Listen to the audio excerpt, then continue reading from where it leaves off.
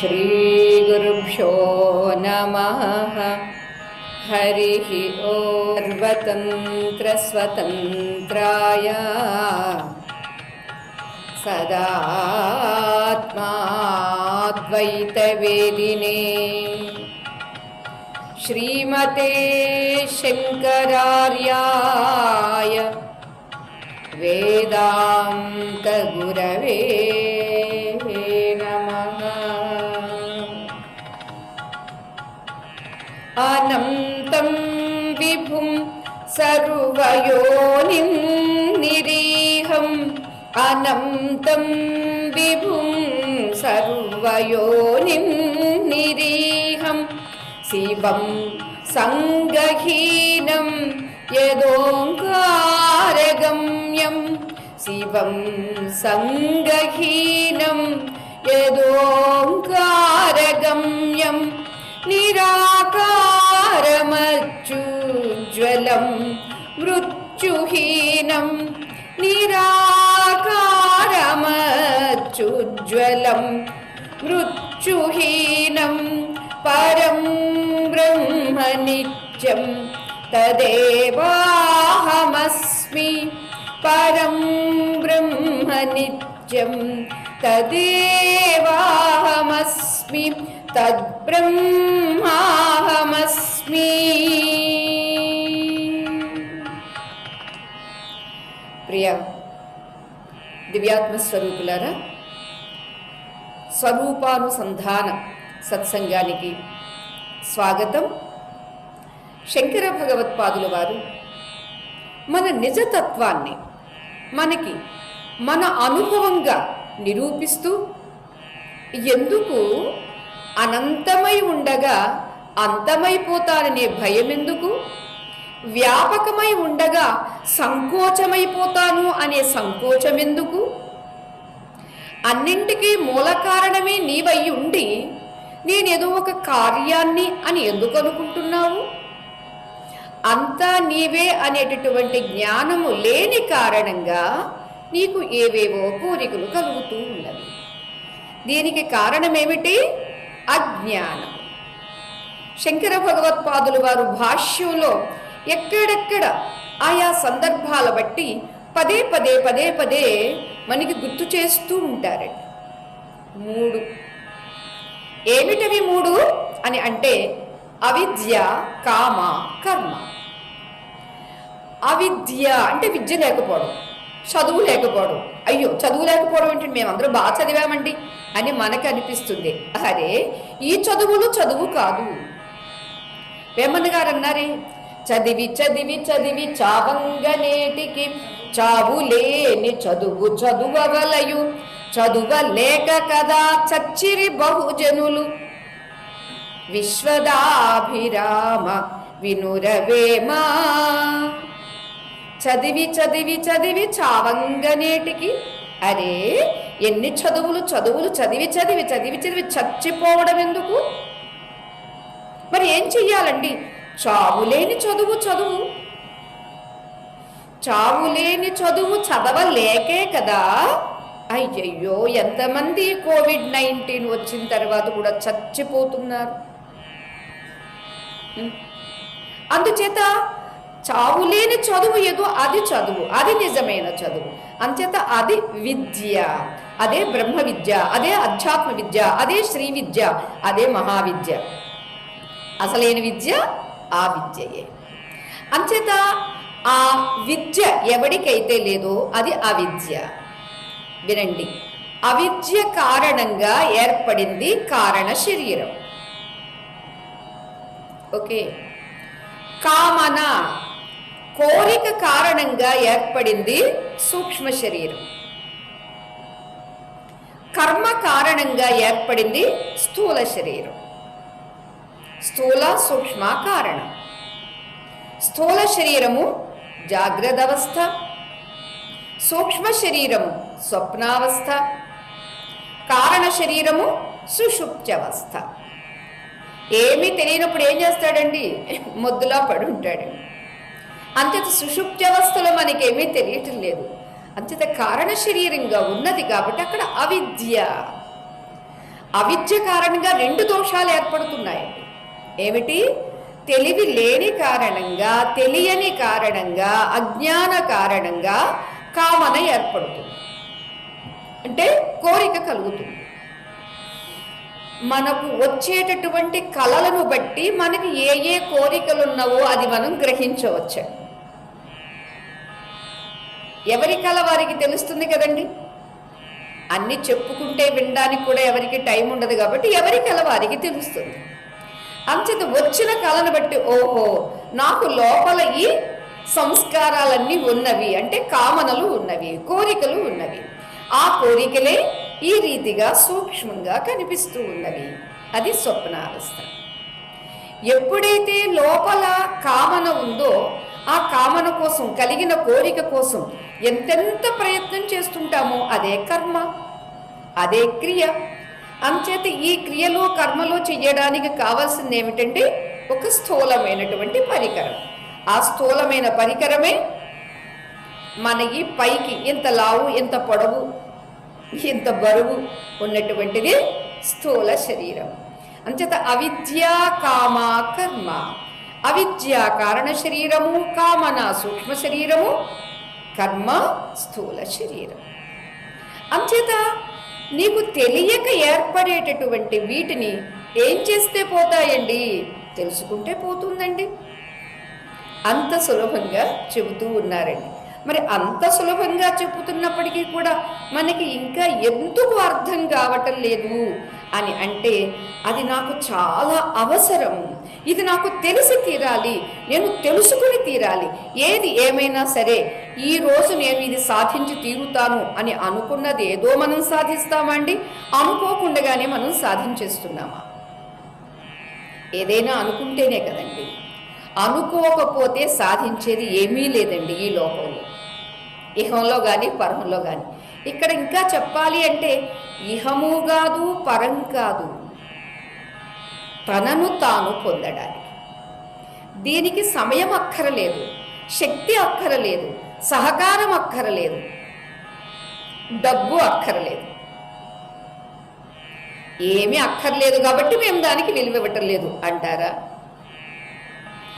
ఏమీ అక్కర లేకపోయినా ఏ మూడు ఏర్పడుతూ ఉన్నవో తెలియని కారణంగా, కారణ శరీరం అయితే కామనల కారణంగా, సూక్ష్మ శరీరము స్వప్నావస్థ అయితే కర్మల కారణంగా ఏర్పడిన జన్మలు ఎన్నెన్ని జన్మలు ఇప్పటికీ. ఈ జన్మలోనే మనం ఎన్ని డ్రెస్సులు విడిచిపెట్టాము అనేది ఎవరైనా చెప్పగలరా అండి? నేను వేసుకుని విడిచిపెట్టిన డ్రెస్సులు ఇన్ని వందలు అని ఎవరైనా చెప్పగలరా? ఎవరు కౌంట్ చేయలేదండి. వేసుకోవడం, చిరిగిపోతే పడేయడం.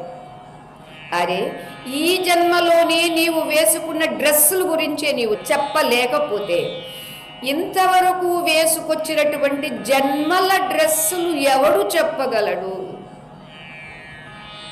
చెప్పలేమండి.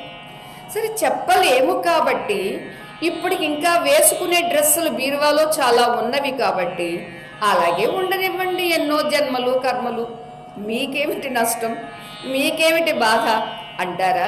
నిజమే, మన గురువులకి బాధ కాదండి, మనం బాధ పడుతుంటే చూడలేక చెబుతున్నారండి.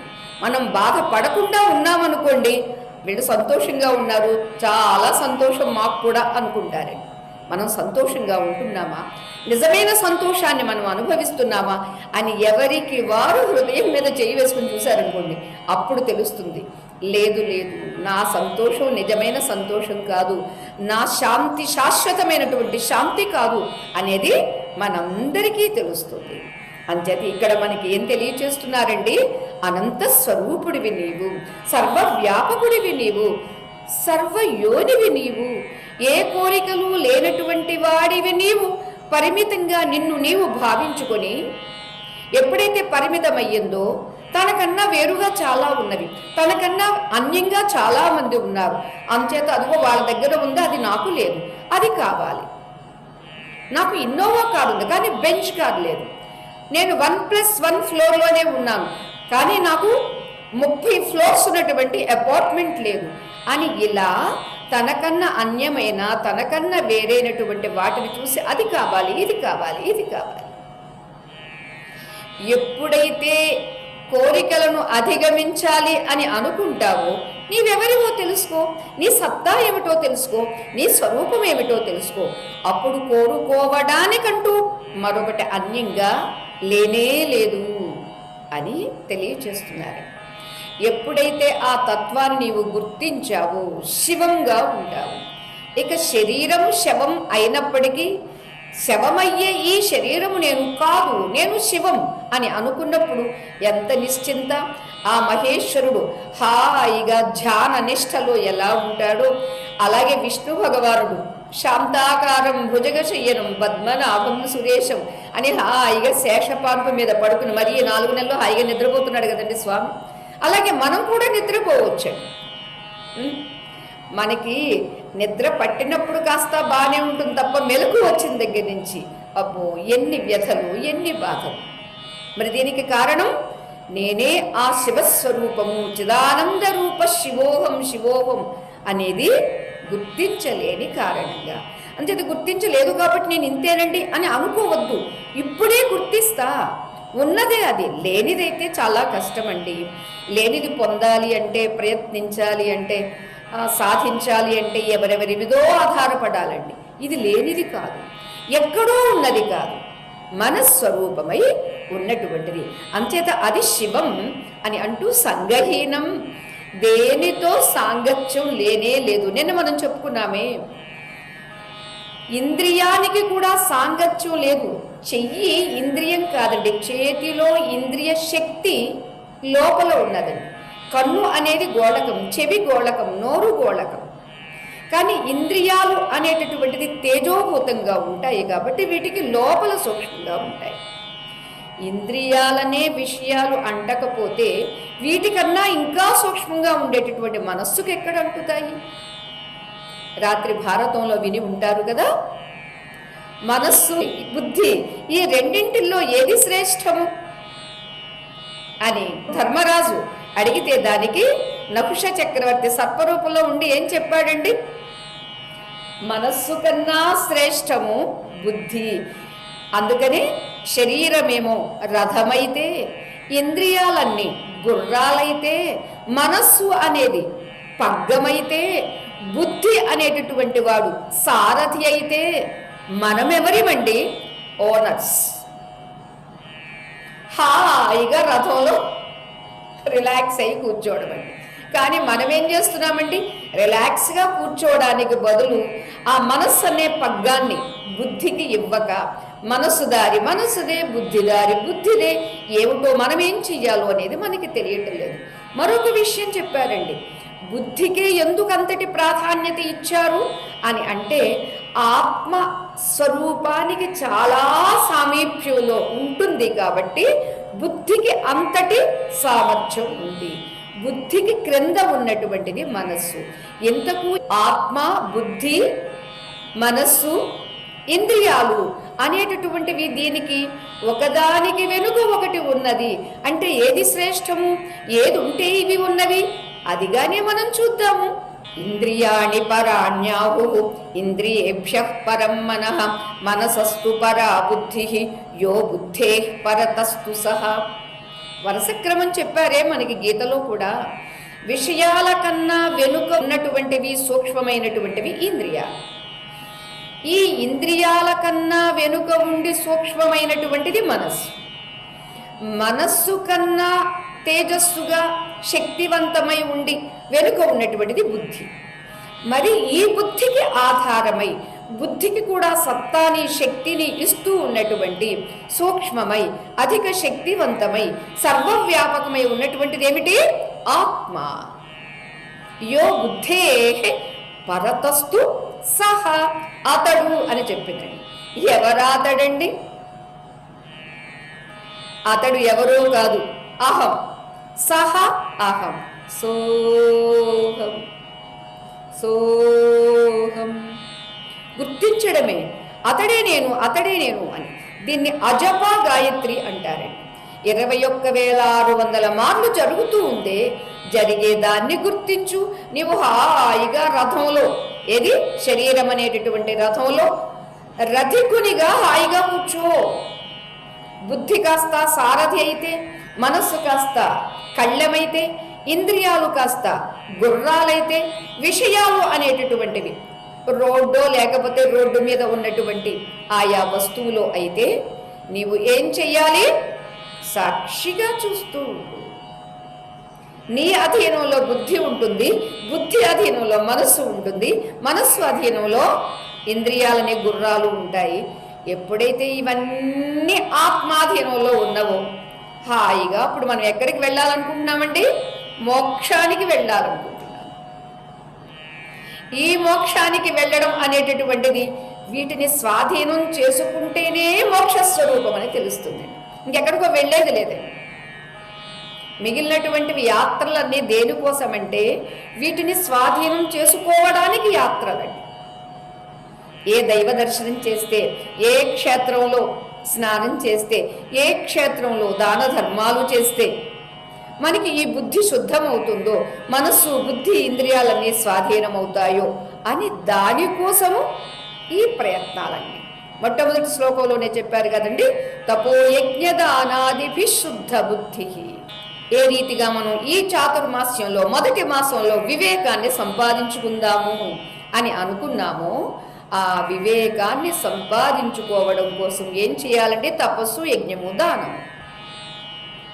తద్వారా వివేకము, వైరాగ్యము, శమదమాదులు, ముముక్షుత్వము, మోక్షేచ్ఛ అనేటటువంటిది కలుగుతుంది అన్నారు. అంచేత మన నిజస్వరూపం ఏమిటండి? శివస్వరూపం. అంతేకాదు, ఎప్పుడైతే శివత్వం అనే అనుభూతిని పొందానో దేనితో సంగం లేదు. దేనితో సంగము అంటే విషయాలతో కానీ, వస్తువులతో కానీ, అసలు బాహ్యమైనవి అనేది విడిచిపెట్టండి. ముందు నా శరీరంతో, నా ఇంద్రియాలతో, నా మనస్సుతో, నా బుద్ధితో నాకు అటాచ్మెంట్ లేదు. ఇదండి. బయట వాటిని మనం ఏమి పట్టేసుకోవటం లేదు, బయట వచ్చి మనల్ని కూడా ఏమి పట్టేసుకోవటం లేదు. చెప్పుకున్నామే, మనస్సు పట్టుకుంటుంది. అరే ఎందుకు పట్టుకుంటుంది, ఎలా పట్టుకుంటుంది, అసలు మనసు అంటే ఏమిటి అని ఆలోచించండి. ఆలోచించినప్పుడు మనస్సు కూడా విడిపోతుంది. అరే నీకు లేని గోల నాకెందుకు, నేను కూడా ఏమి పట్టుకోలే అంటుందండి మనస్సు.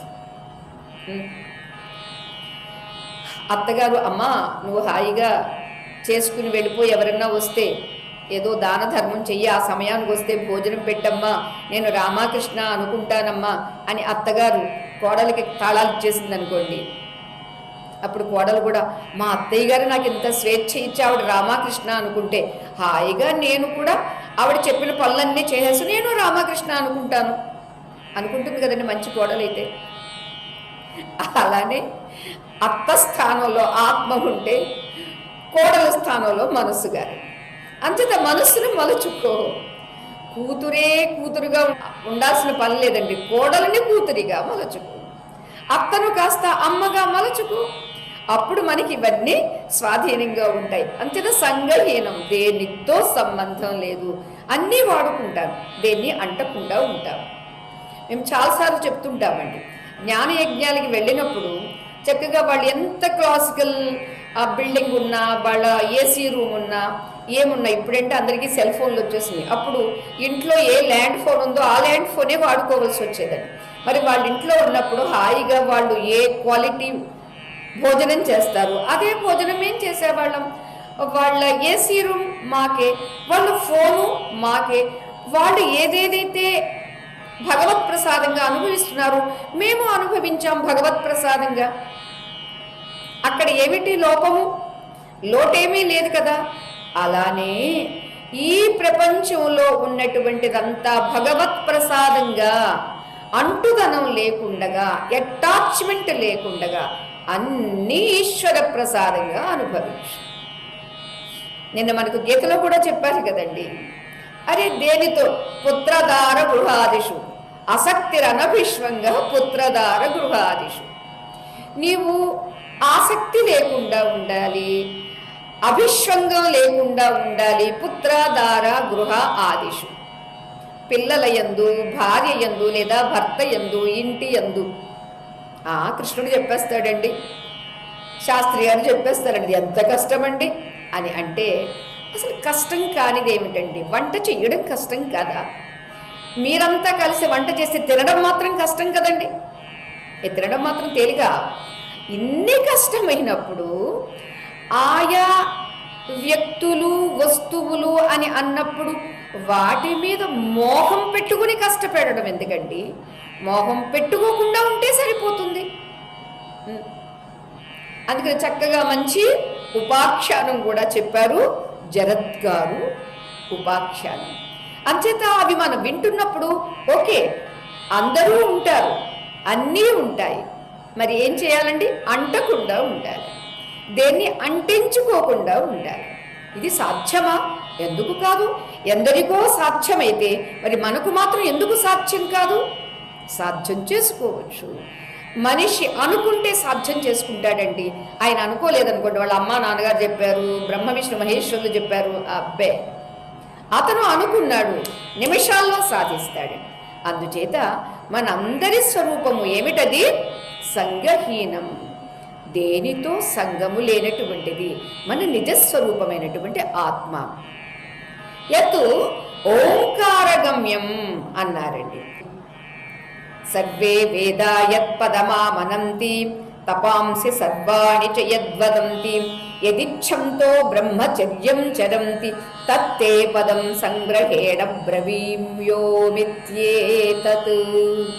అని కఠోపనిషత్తులో ఆ చిన్న పిల్లవాడికి చెబుతారండి యమధర్మరాజు. అదేమిటండి ఆయన ఎందుకు చెప్పాలండి అంటే, అబ్బే చెప్పించుకున్నాడండి. ఒక మొండి పట్టు పట్టి నాకు చెబుతావా చెప్పవా, నా కోరికలు తీరుస్తానన్నావు, నాకు ఇది చెప్పు అన్నాడు. అంటే చాలా పరీక్షలు పెట్టిన తర్వాత చెప్పాడండి. ఏమిటిది? సకల వేదములు దేనిని పరమావధిగా అనుకుంటూ దాన్నే పిలవబడుతుందో, అంతేకాదు ఏది సమస్త తపస్సులకు పరమావధి అని చెప్పబడుతుందో, దేనిని కోరి సాధకులు అందరూ బ్రహ్మచర్యాన్ని పాటిస్తూ ఉన్నారో అటువంటి ఆ తత్వాన్ని నీకు సంగ్రహంగా ఓం అని నీకు నేను చెబుతాను, వివరిస్తాను అని యమధర్మరాజు చెబుతారండి. ఎవరికి? బాలుడైనటువంటి నచికేతుడికండి. ఇదే మనకి ఓంకారం గురించి ప్రధానంగా మాండూక్యోపనిషత్తులో 12 మంత్రాలలో మనకి ప్రథమ మంత్రం ఓంకారం గురించి చెబుతుందండి. మిగిలిన 11 మంత్రాలు బ్రహ్మ ఎలా ఉంది, బ్రహ్మ అందరికీ అనుభవంలో ఎలా ఉంది అనేటటువంటి అవస్థాత్రయాన్ని, అలానే చతుష్పాత్ 4 పాదములుగా ఉన్నది అని ఆ ఏకతత్వాన్ని 4 పాదములుగా వివరిస్తూ ఉందండి. ఏమిటది అని అంటే, ఏతచ్చేవాక్షరం బ్రహ్మ, ఏతచ్చేవాక్షరం పరం, ఏతచ్చేవాక్షరం జ్ఞాత్వా యో యదిచ్ఛతి తస్య తత్. ఏమిటిది అని అంటే, ఓంకారమే అక్షర పరబ్రహ్మము. ఇది నాశరహితమైనటువంటిది, క్షరం కానిదేదో అది అక్షరం. అటువంటి ఈ అక్షర పరబ్రహ్మయే అన్నింటికన్నా సర్వోత్తమమైనటువంటిది. అందుకనే తస్య వాచకః ప్రణవః పరబ్రహ్మణః. ఆ బ్రహ్మకు పేరు ఏమిటండి? ఓం. అందుకనే చూడండి, ఏ అష్టోత్తర శతనామాలు చెప్పండి, ఏ సహస్రనామాలు చెప్పండి, అది ఎవరైనా చెప్పండి, ఏముంటుందండి ముందు? ఓం. చూడండి, ఇంట్లో ఉన్న వాళ్ళందరికీ ఇంటి పేరు మాత్రం మారదు, ఒంటి పేరు మారుతూ ఉంటుంది కదా. అలా దేవతలందరికీ ఇంటి పేరు ఏమిటి అంటే ఓం. ఓం కేశవాయ నమః, ఓం విష్ణవే నమః అని, ఏది శివాయ నమః, ఏ పేరు చెప్పినా ఓం ఓం ఓం. అందుచేత ఆ ఓంకారమే పరతత్వము, దాన్ని మించినటువంటిది మరొకటి లేనే లేదు. ఏతత్ ఏవ అక్షరం జ్ఞాత్వా, ఈ ప్రణవము అనేటటువంటి అక్షరాన్ని జ్ఞాత్వా ఎవడైతే తెలుసుకుంటాడో, యహ యదిచ్చతి తస్య తతు, అతడు ఏమనుకుంటాడో దాన్ని సాధిస్తాడటండి. దీన్నే ఓంకారోపాసన, ప్రణవోపాసన అని మనకి చెబుతారు. అంతేది ఇక్కడ శంకర భగవత్పాదులు వారు ఏం తెలియచేస్తున్నారు? యత్ పరం బ్రహ్మ ఓంకార గమ్యం. ఏ పరాత్పర పరబ్రహ్మ గురించి నేను తెలియచేస్తున్నానో అది ఓంకార సాధన ద్వారా పొందబడుతుంది. అంతేకాదు ఓంకారమే ఆ బ్రహ్మతత్వము. అటువంటి తత్వాన్ని నీవు గమ్యంగా పొందుతావు అన్నారు. అఖండ మండలాకార ఆద్యంతరహిత ప్రణవ స్వరూప ప్రణామంబు నీకు, ప్రణామంబు నీకు. హరి ఓం గురు హరి ఓం గురు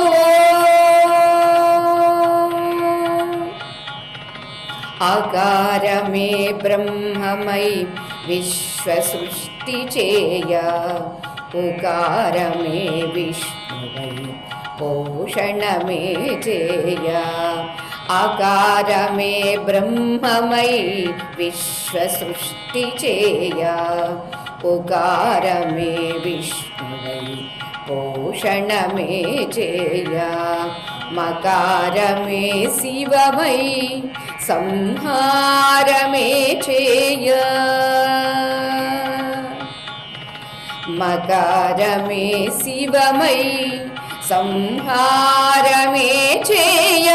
ఓంకార లీలయే విశ్వసృష్టి అయి విరియ, ఓంకార లీలయే విశ్వసృష్టి అయి విరియ. హరి ఓం గురు హరి ఓం గురు. విశ్వునిగా స్థూలమై జాగ్రత్తవస్థగ కలిగే, విశ్వునిగా స్థూలమై జాగ్రత్తవస్థగ కలిగే. తైజసునిగా సూక్ష్మమై స్వప్నావస్థగ వెలిగే, తైజసునిగా సూక్ష్మమై స్వప్నావస్థగ వెలిగే. ప్రాజ్ఞునిగా కారణమై సుప్తావస్థగ మిగిలే, ప్రాజ్ఞునిగా కారణమై సుప్తావస్థగ మిగిలే. తురీయునిగ చైతన్యం సర్వసాక్షిగా వెలిగే, తురీయునిగ చైతన్యం సర్వసాక్షిగా వెలిగే. హరి ఓం గురు హరి ఓం గురు. అఖండ మండలాకార ఆద్యంతరహిత ప్రణవ స్వరూప ప్రణామంబు నీకు, ప్రణామంబు నీకు, ప్రణామంబు నీకు, ప్రణామంబు నీకు అన్నారు. ఇదే తత్వాన్ని మనకి మాండుక్యులో వివరించారు. మనం అవస్థాత్రయాతీతమద్వైతమేకం అన్న వాక్యం దగ్గర వివరించుకున్నాము. అంచేత ప్రణవమే ఈ విశ్వమంతా. అకార ఉకార మకారములు బ్రహ్మ విష్ణు మహేశ్వరులు అయితే మరి ఎవరండి ఆ బ్రహ్మ విష్ణు మహేశ్వరులు? విశ్వడు, తైజసుడు, ప్రాజ్ఞుడు. ఎవరా విశ్వ తైజస ప్రాజ్ఞులు? జాగ్రత్త అవస్థలో మనమే ఆ విశ్వడు, స్వప్నావస్థలో ఆ తైజసుడే మనము, సుషుప్త్యవస్థలో ఆ ప్రాజ్ఞుడే మనము.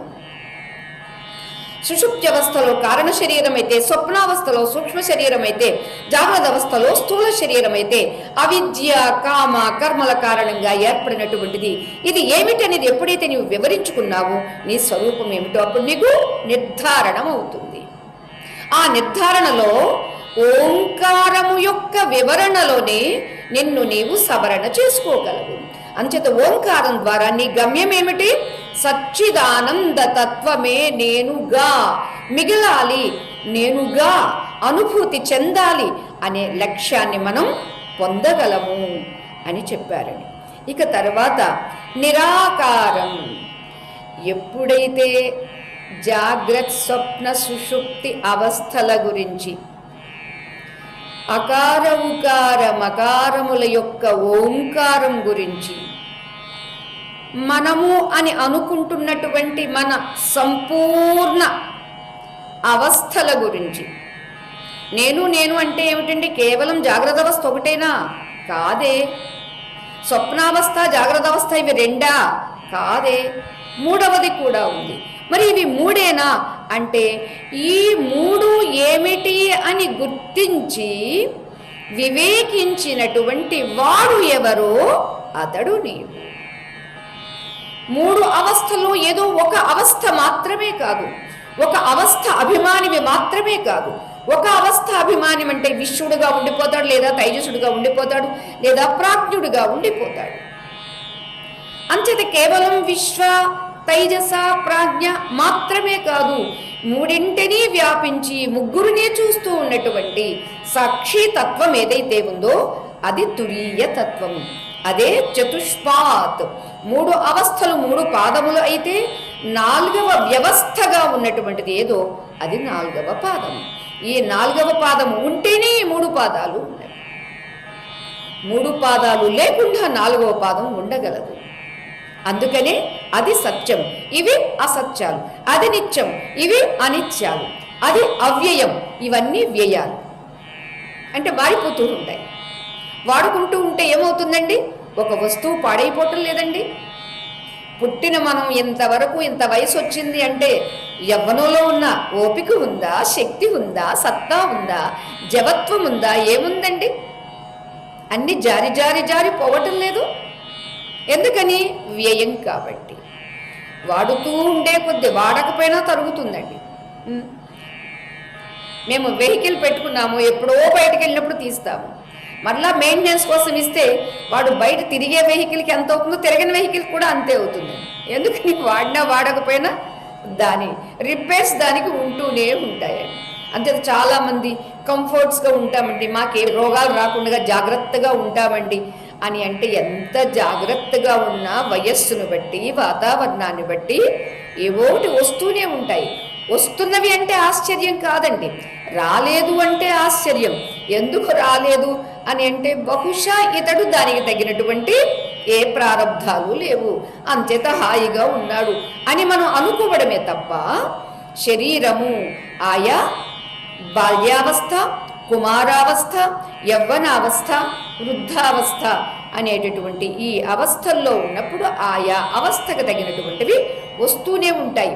వచ్చినవి అని బాధ కాదు. నువ్వు ఎప్పుడైతే వ్యవస్థగా ఉన్నావో ఏ అవస్థలో ఏది వచ్చినా దాన్ని ఒకటి తట్టుకుంటావు, రెండవది నెట్టుకుంటావు, మూడవది అసలైన స్వరూపంగా నీవు నిలబడతావు, దాన్ని పట్టుకుంటావు. దాన్ని పట్టుకుంటే అంటే వ్యవస్థను పట్టుకుంటే, వ్యవస్థగా నీవు ఉన్నప్పుడు అవస్థల్లో ఏమి జరిగినా నీవు చెలించకుండా ఉంటావు. అది మనకి ఇక్కడ తెలియచేస్తున్నారు. అందుకే ఎప్పుడైతే ఓంకారగమ్యమైనటువంటి ఆ స్వరూపాన్ని, ఆ తత్వాన్ని మనం గుర్తించామో అప్పుడు నేనెవరినండి? ఏ ఆకారం అండి? అమ్మా మీరెవరు అంటే అమ్మా అనే పదం స్త్రీ లింగంగా ఉంది కాబట్టి నేనొక మాతాజీని. మాతాజీ అనేటటువంటిది స్త్రీలింగ పదం కావచ్చు, రూపం స్త్రీ రూపం కావచ్చు. కానీ ఈ రూపంలో ఉండేటటువంటి నేను స్త్రీ పురుష నపుంసక ఏదీ కాదు. నాకారం నో వికారం నహి జన్య మరణం నాస్తి పుణ్యం న పాపం నో తత్వం తత్వమేవం అని గురుతత్వం గురించి తెలియచేస్తారండి. అంతే ఇక్కడ బ్రహ్మతత్వం ఏం తెలియచేస్తున్నారు శంకర భగవత్పాదుల వారు? నీవు ఏ ఆకారానివి కాదు. బయటికి కనిపించే ఏ ఆకారము నీవు కాదు. మరి ఎవరు నీవు? నిరాకారం. బయటికి కనిపించే ఆకారమే అదే ప్రధానము అనుకుంటే అది ఎప్పుడూ ఒకే రీతిగా నిలవదు. కాబట్టి అది సత్యం కాదు. మరి ఏది సత్యము? ఏది శాశ్వతంగా ఉంటుందో, 3 కాలములయందు ఒకే రీతిగా ఉంటుందో. ఓంకారమే ఈ తత్వమంతా, విశ్వమంతా అదే ఓంకారము. ఓమిచ్చేతదక్షరమిదగం సర్వం. ఇక్కడ ఓంకారం అంటే ఈ ప్రపంచంలోనికి ఏదేది కనిపిస్తుందో అదల్లా ఓంకారం. మనం ఆలోచిస్తే ఒక పిట్ట కూతలో ఓంకారం. అది ఒక జంతువు కావచ్చు, పశువు కావచ్చు, పక్షి కావచ్చు, పసి పాప కావచ్చు. దీన్ని మనం గమనిస్తే ఏముందండి? ఈ ప్రపంచమంతా ఇదం సర్వం ఓ, ఇదంతా ఓంకారమే. తస్య ఉపవ్యాఖ్యానం, దీని గురించి వివరణయే ఈ విశ్వమంతా. చూడండి, ఓంకారం యొక్క వివరణయే ఈ విశ్వమంతా. అంతేకాదు, భూతం భవత్ భవిష్యత్, ఈ 3 కాలములు ఉన్నవే, గడిచిన కాలము, గడుస్తున్న కాలము, గడవబోయేటటువంటి కాలము, ఇవి 3 కూడా ఓంకారం. 3 కాలములు ఓంకారమందు ఉన్నవే తప్ప ఓంకారమునందు ఇది ఓంకారము 3 కాలములు ఎందు లేదండి. 3 కాలములు ఓంకారమే, 3 కాలములు ఓంకారమందు ఉన్నటువంటి.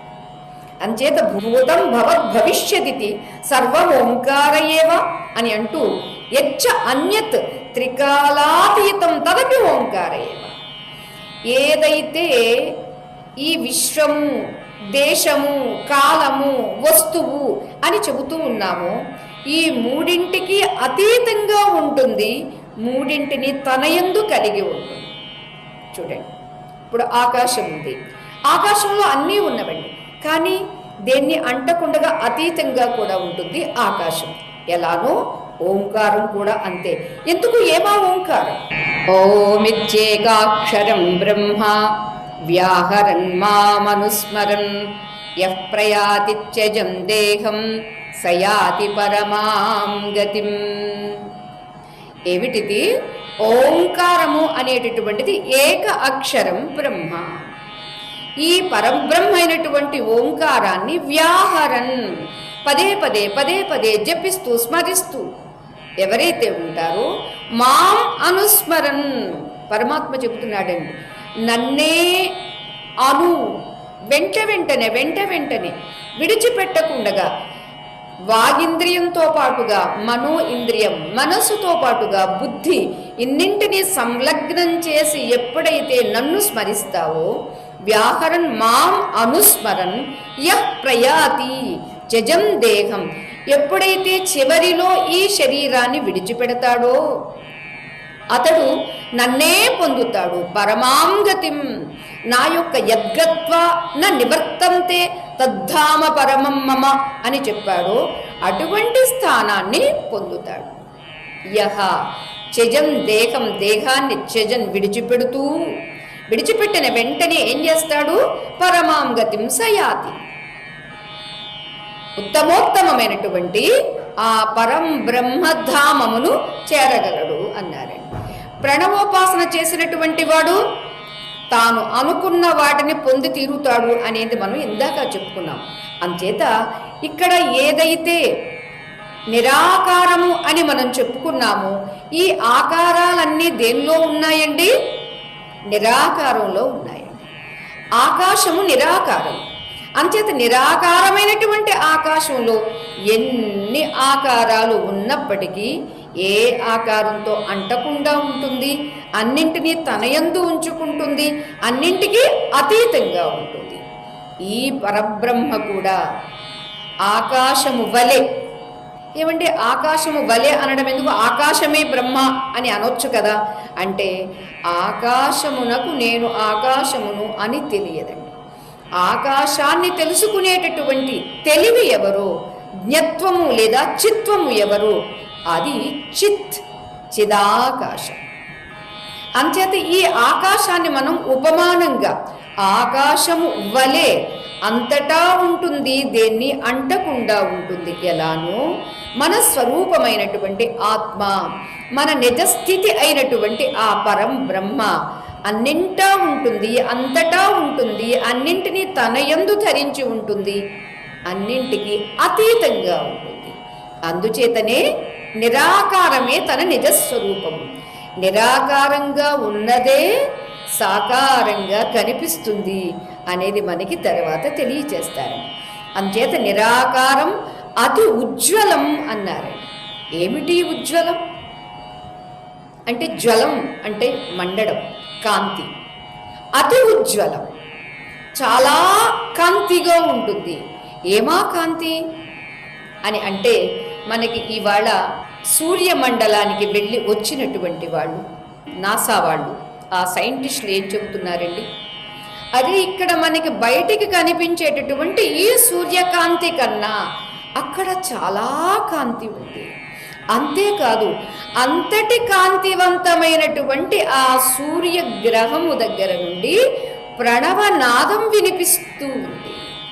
ఈ ప్రణవనాదాన్ని వింటూ ఆ జ్యోతిని చూస్తే, అందుకే కావోసు మనకి ఉపనిషత్తుల్లో అందరికీ హృదయము అనేటటువంటి ఒక గుహ ఉంటే, ఆ గుహలో చైతన్యపు సూర్యుడు ప్రకాశిస్తూ ఉంటే, ఆ చైతన్య సూర్యుని యొక్క కాంతి ఈ సూర్యుని కాంతితో పోలిస్తే 1000 సూర్యుల కాంతి కలిగి ఉంటుంది అన్నారు.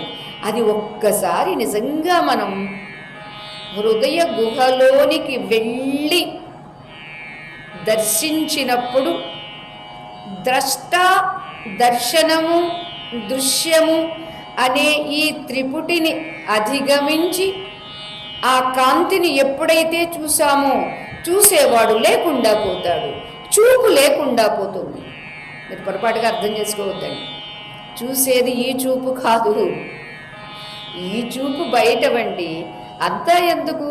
ఒక్కసారి బయట ఎండల నుంచి లోపలికి వస్తేనే ఈ చూపు పనిచేయడం మానేస్తుంది. కాసేపటి వరకు కొంచెం తేరుకోవాలండి. ఎందుకంటే అమ్మ కళ్ళు కనిపించట్లేదు. ఎందుకు కనిపించట్లేదు? కాంతిలో నుండి వచ్చాను. ఈ మాత్రపు ఎండలో నుంచి వచ్చిన నీకే ఈ కళ్ళు ఆ మాత్రానికే పని చెయ్యకపోతే ఈ కళ్ళు లోపల కాంతిని ఎలా చూస్తాయి? చూడలేవు. చూసే శక్తి వాటికి లేదు. మరి ఏమిటండి, ఏ కళ్ళతో చూడాలండి అని అంటే, నిన్ను నీవే చూసుకోవాలి. అక్కడ ఈ కళ్ళు కాదు, మరి ఏ కళ్ళు? అసలు కళ్ళే అక్కర్లా. అందుకని అపాడి పాదోహమచించ శక్తి పశ్యామ్య చక్షు సృణోమ్యకర్ణ అహం విజానామి వివిక్త రూప నాస్తి వేత్త మమ చిత్ సదాహం అని మనకి కైవల్యోపనిషత్తులో చెప్పారు. అప్పుడు మనం వివరించుకున్నాము. ఎలా అంటే, నా స్వరూపానికి చూడడానికి కళ్ళు అక్కర్లేదండి, నా స్వరూపానికి వినడానికి చెవులు అక్కర్లేదండి, నన్ను నేను దర్శించుకోవడానికి ఏది నాకు అవసరం లేదండి. అందుకనే అత్యుజ్వలం కాబట్టే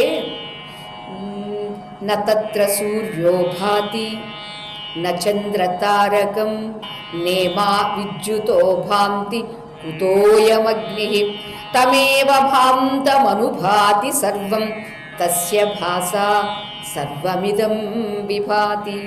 ఇది కూడా కఠోపనిషత్తే చెప్తుంది. అక్కడ ఏ సూర్యుడండి? ఎక్కడా?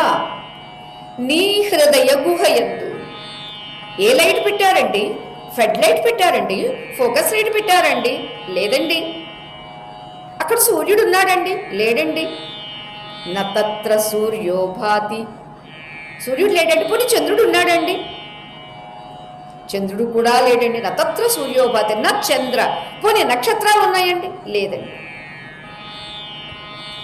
సూర్యుడు లేడు, చంద్రుడు లేడు, నక్షత్రాలు లేవు. కానీ ఏమా కాంతి? ఎక్కడి నుంచి వచ్చింది ఆ కాంతి? ఎక్కడి నుండో రాలేదు. కాంతియే నీవు, కాంతియే నీ స్వరూపం. నేమా విద్యుతో భాంతి కుతోయమగ్ని. అక్కడ పోనీ విద్యుత్ దీపాలు ఏమైనా ఉన్నాయండి? విద్యుత్ దీపాలంటే మనం అనుకుంటా ఇదే విద్యుత్తు అని అండి. ఒక మెరుపు మెరిసినప్పుడు ఆ కాంతి ఎక్కడి నుండి వస్తుంది? ఎంత కాంతి ఉంటుందండి? అది విద్యుత్ కాంతి అంటారు. అంచేత ఆ విద్యుత్ కాంతి ఏమైనా ఉందా హృదయ గుహలో? లేదు. పోనీ అగ్ని ఏమైనా ప్రజ్వలిస్తుందా అండి అక్కడ? ఆహాహా, కుతోయం అగ్ని, ఇవన్నీ పనికి రాలేదు, ఇవన్నీ లేవు అంటే ఇక అగ్ని మాట ఎక్కడ? అగ్ని అక్కడ ఇంకెలా చెల్లుతుంది? అగ్ని అక్కడ ఎలా నిలుస్తుంది అని అంటూ చివరికి మరలా ఒక మాట చెబుతారండి. ఏ ఆత్మకాంతి చేత తమేవ భాంతం అనుభాతి సర్వం, దాని యొక్క కాంతిని అనుసరించి ఆ కాంతి కారణంగా సూర్యుడు భాతి, సూర్యుడు ప్రకాశిస్తున్నాడు, చంద్రుడు ప్రకాశిస్తున్నాడు, నక్షత్రములు ప్రకాశిస్తూ ఉన్నవి, అలానే విద్యుత్ ప్రకాశిస్తుంది, అలానే అగ్ని ప్రకాశిస్తుంది. అంచేత తమేవ భాంతమనుభాతి సర్వం, ఆ కాంతి వల్ల ఇవన్నీ ప్రకాశిస్తూ ఉన్నవి. తస్య భాష ఆత్మన భాష స్వరూపస్య భాష సర్వమిదం విభాతి. నా స్వరూపమైనటువంటి బ్రహ్మకాంతి చేత, ఆత్మకాంతి చేత ఇవన్నీ ప్రకాశిస్తూ ఉన్నవి, ప్రకాశింపబడుతూ ఉన్నవి. అందుచేత అది అతి ఉజ్వలం అన్నారు. ఉజ్వలంగా ఉందా, ప్రజ్వలంగా ఉందా, లేక జ్వలంగా ఉందా, లేదా అసలు ఏదీ లేదా? చూస్తేనే కదండి తెలిసేది. చూద్దాం, చూడండి. అరే, ఎన్నెన్నో చూస్తున్నారు, ఎన్నెన్నో దేశాలకు వెళ్ళి ఎన్నెన్నో చూసి వచ్చాము. ఇక చాలు, ఇప్పుడైనా ఇది చూద్దాము. దీనికి వీసా అక్కర్లేదు, టికెట్ అక్కర్లేదు, ఎవరి మీద ఆధారపడక్కర్లేదు, దీనికి సమయం పట్టదు. కాసేపు నిన్ను నీవు దర్శించుకో, అది అతి ఉజ్వలం. ఎప్పుడైతే ఉజ్వలమైనటువంటి కాంతిని చూడాలనే కోరిక నీకు కలిగి చూడడానికి వెళ్ళావో అప్పుడు నీకు చూపే లేకుండా పోతుంది. మరి ఏమవుతుందండి? కాంతియే నీవైపోతావు. కాంతిగా నీవు ఉన్నప్పటికీ చూసేదేముందండి? చూపే నీవు. ఈ చూపు కాదు సుమా, అన్నింటినీ ఏదంటే చూస్తుందో. ఇదే మొన్న మనం అనుకున్నామే, యద్ ఆలోచనే రూపం మన్యత్ సమస్తం. ఏ ఆలోచనము, ఏ దృష్టి ఉంటే అన్నింటినీ చూస్తున్నాము అన్నారే, అదే కదండి నిజమైనటువంటి దృక్. అదే మనకి లలితా సహస్రనామంలో అందంగా ఒక సాకారంగా ఉన్మేష నిమిషోత్పన్న విపన్న భువనావళి. అమ్మ కన్నులు తెరిచింది, విశ్వం కాస్త సృజింపబడింది. కళ్ళు కనురెప్ప పాటు అమ్మ మూసింది, విశ్వమంతా ప్రళయమయ్యింది. అది నిజమైనటువంటి దృష్టి. అంచేత ఆత్మదృష్టియే దృష్టి, బ్రహ్మ దృష్టియే దృష్టి. అంచేత ఆ దృష్టి ఏదో నీవు చూడడానికి, ఎప్పుడైతే నిన్ను నీవు చూడడానికి లోపలికి వెళతావో ఇక అప్పుడు నీకన్నా అన్యంగా లేదు అని ఆ కాంతియే నీవుగా కాంతిగా మిగిలి ఉంటావు. అది అత్యుజ్వలం. ఎప్పుడైతే ఆ ఉజ్వలమైనటువంటి కాంతిగా నిన్ను నీవు గుర్తించావో అప్పుడు మృత్యుహీనం.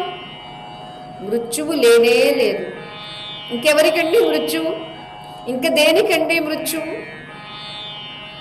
తాను అమృతం, తాను ప్రజ్వలం, మహోజ్వలం అని ఎప్పుడైతే అనుభూతి పొందాడో అతడికి మృత్యువు లేదు. ఎంతకు ఎవరండి ఈ తత్వము అంటే పరం బ్రహ్మ నిత్యం తదేవాహమస్మి, పరం బ్రహ్మ నిత్యం తదేవాహమస్మి, తద్బ్రహ్మాహమస్మి అని శంకర భగవత్పాదులు వారు అంటుంటే అవునవును అని మనం కూడా తద్బ్రహ్మాహమస్మి తదేవాహమస్మి. ఓన్లీ డైలాగ్గా అంటున్నామా, రియల్గా ఫీల్ అవుతూ అంటున్నామా అనేది మనకు మనం చూసుకోవాలండి. ఫీల్ అవ్వాలండి. ఫీల్ అవ్వాలంటే అవునో కాదో చూసుకోండి. బ్లైండ్గా అనమని శంకర భగవత్పాదుల వారు కూడా చెప్పరండి. నేను అన్నాను కాబట్టి నువ్వు అని తీరాలి, ఇక్కడేం ప్రెజర్ ఏమీ లేదండి. అవునా కాదా చూసుకో. అవును అనుకుంటే దాన్ని అనుసంధానం చేసుకో. అనుసంధానం చేయడం ద్వారా ఏమవుతుందండి, ఎంతవరకు ఇదే నేను అనుకున్నటువంటి నేను, ఇది కాదు అదే నేను, తదేవాహమస్మి అదే నేను అయి ఉన్నాను. అదే నేను అయి ఉన్నప్పటికీ కూడా మర్చిపోయి జ్ఞానం లేక ఇదే నేనుగా ఉన్నాను. అంచేత ఇదే నేనుగా ఉండడం వల్ల వచ్చే నష్టాలు, కష్టాలు, జన్మ, మృత్యు, జరా, వ్యాధి, దుఃఖ, దోషానుదర్శనం. అని శ్రీకృష్ణ పరమాత్మ చెబుతూ ఉన్నాడే. పుట్టడం వల్ల ఉండేటటువంటి దోషం ఏమిటో చూడు, జన్మ మృత్యు, చావడం వల్ల, చావు అంటే ఏమిటో కలిగేటటువంటి భయాలు ఏమిటో ఆ దోషాన్ని చూడు, జర వార్ధక్యం రావడం వల్ల కలిగేటటువంటి దోషాలు ఏమిటో చూడు, అనుదర్శనం. ఇవి ఎప్పుడైతే చూసావో నీకు అప్పుడే విరక్తి వస్తుంది. చూడకుండగా హాయిగా అలా అసలు దృష్టి పెట్టక, బుద్ధిని దాని మీద పెట్టక, వివేకించక ఉంటే ఏమవుతుందండి?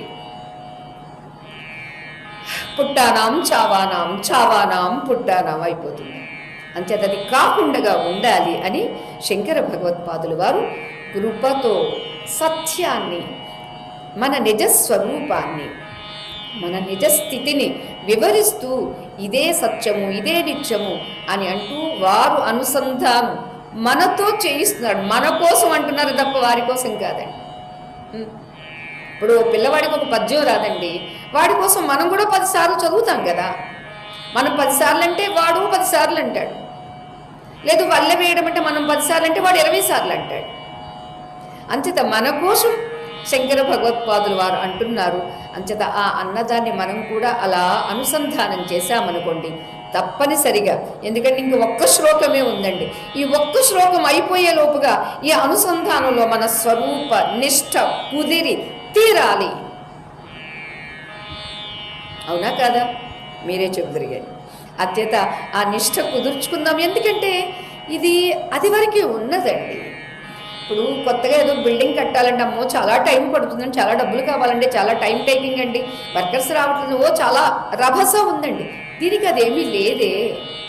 అందుచేత ఏ రభస లేనిది, ఎవరి మీద ఆధారపడనిది, మనకై మనం, మన గురించి మనం తెలుసుకునేది, మనల్ని మనం దర్శించేది, మనల్ని మనం చేరేది, మనల్ని మనం పొందేది అయినటువంటి దీని విషయంలో తప్పనిసరిగా శంకర భగవత్పాదులు వారు చేయిస్తూ ఉన్నటువంటి ఈ అనుసంధానంలో అనుభూతి పొంది తీరుదాము, పొందించమని శంకర భగవత్పాదుల వారిని ప్రార్థిస్తూ, ఓం సహనాభవతు సహనౌ భునక్తు సహ వీర్యం కరవావహై తేజస్వినావధీతమస్తు మా విద్విషావహై.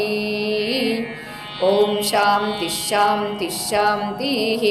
లోకాః సమస్తాః సుఖినో భవంతు, సర్వే జనాః సుఖినో భవంతు, సమస్త సన్మంగళాని సంతు. హరి ఓం తత్సతు. శ్రీ గురుభ్యో నమః. హరి ఓం. జయ రాధస్య.